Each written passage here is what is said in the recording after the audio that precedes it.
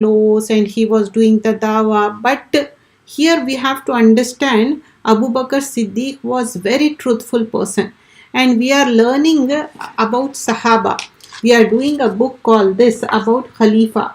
So these Khalifas, in this today we're going to learn Khalifa goes to the bazaar. From that time he was a young man. Abu Bakr Siddiq was in business of buying and selling clothes before the days of Islam. Yani before he became Muslim, he was a businessman. So he was doing that.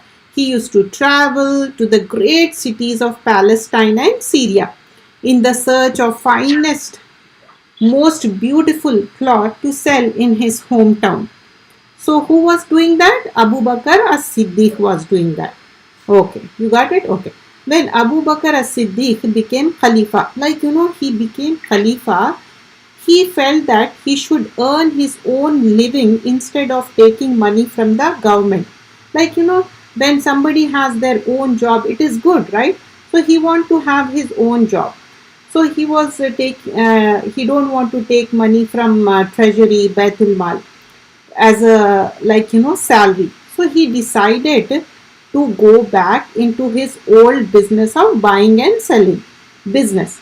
So the day after he was chosen to Khalifa, Abu Bakr Siddiq went to the bazaar. He went to buy, with a large roll of cloth on his shoulder to sell. When he arrived there, Umar radiallahu anhu saw him with a roll of cloth on his shoulder. So he was curious as to what he was doing. Umar asked the Khalifa, "O Abu Bakr, what brings you here this morning?" "I have come to earn some money so that my family can eat." Answer who? Abu Bakr answered this. I want to eat, I want to have some business. He want to have his own money. He was doing the business. So Umar thought he was just joking. Umar thought he was just making up. He is joking because everyone know that Abu Bakr was the leader of the Ummah and he has the final word in everything. So Abu Bakr, you are now a Khalifa. Replied who? Umar said, "You are Khalifa. You don't need to be going about the bazaar to earn a living." "But even a Khalifa needs to have food and clothing," said Abu Bakr. "So selling clothes, selling things in the bazaar will interfere with your duties as Khalifa?" Umar told his friend, "Come on, let's go see Abu Ubaidah. He is in the charge of Baitul Mal. Let's see if he can make an arrangement that is agreeable to you." So the two men left the bazaar and went to treasury building where they found Abu Ubaidah. After discussing the situation with him, the treasurer finally had a plan that was acceptable to the humble Abu Bakr. "For the sake of fairness," said Abu Ubaidah, "I will give you same amount of money that one of the Muhajirin received for his pension. In addition, you will receive one set of clothes for the winter, one set of clothes for summer. When you have worn them out, you can come and get more." So this was agreed.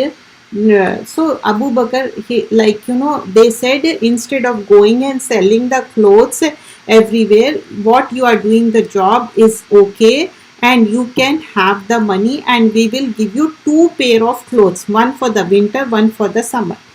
But these days, how many clothes we have? We have so many, right? It's not one or two. We have many, right? Okay. And regarding the book, Me and My Quran, in this we're going to learn about Surah Baqarah in the end. Do you know aytalkursi? Allahu la ilaha. Do you know that? Yes. Aytalkursi, if you recite aytalkursi, what will happen, Shaitan will go away. And aytalkursi is a protection. When you recite aytalkursi, soon after Fard prayer, what will happen? Allah will give you Jannah, heaven. After Fard prayer means after any Fard prayer, mandatory prayer. Yeah, tell me.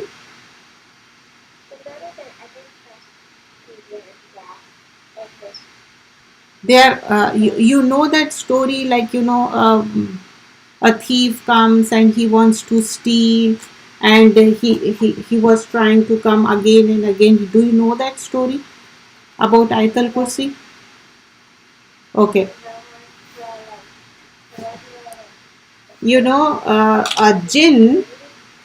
A jinn was coming again and again to one of the companion. He was taking care of the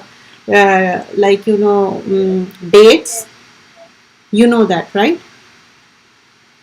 And he was trying to steal it. That jinn was trying to steal it, and he said, if you want your dates to be safe, you should recite ayatul kursi. And in the morning he came to Prophet Muhammad sallallahu alaihi wasallam, and he asked, a jinn came and he asked me to recite ayatul kursi, and you will be safe from the you know jinn. You don't know that? Okay. Little bit, not the whole story.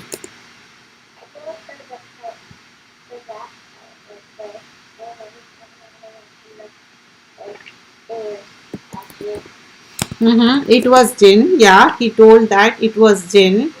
He was, even though he's a liar, but he was saying the truth. He was a liar.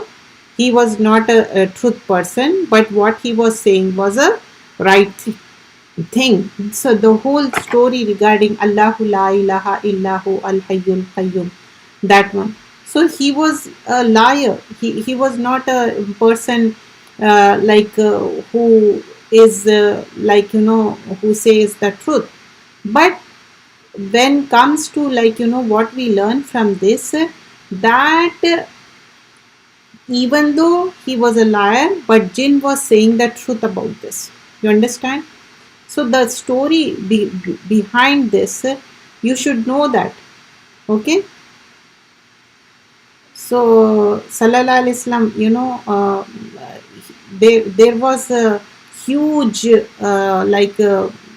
they have so much dates, and they want to safeguard those dates. Muhammad sallallahu alaihi wasallam said, you have to take care of the dates in the night, and nobody should steal, because that is for the people. And but every night that jinn is coming and he's stealing it.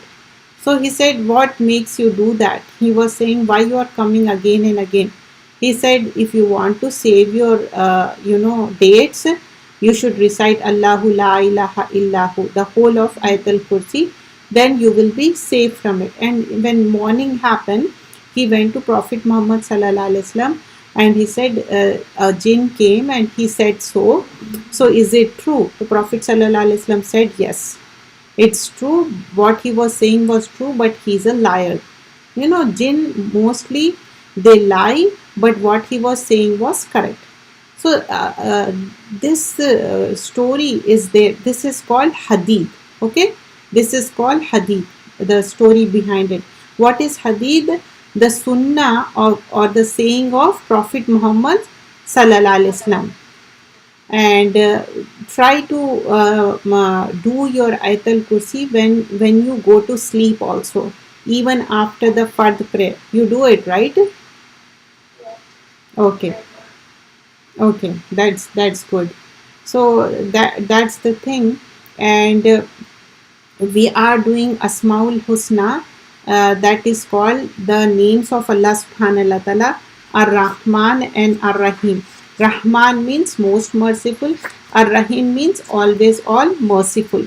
We learn this in first juz. Rahman means most merciful, Rahim means, yes, yeah, we already learned this. Yes, we already learned this. And also we learned two more names. Do you remember? Now, can you tell me those names? Two more names, Ar-Rahman, Ar-Rahim. Then what more we learn? In Juz 2, what we learn? Two more names we learn.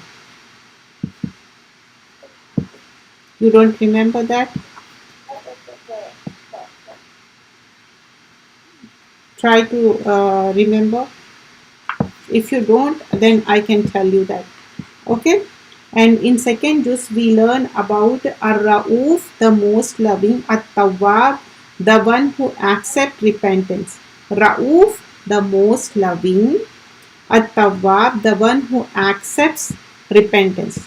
Say it, Ar-Rauf, the most loving, At-Tawwab, the one who accepts repentance. Okay, after doing any good deed, we have to recite this dua. Rabbana taqabbal minna innaka antas samiul alim.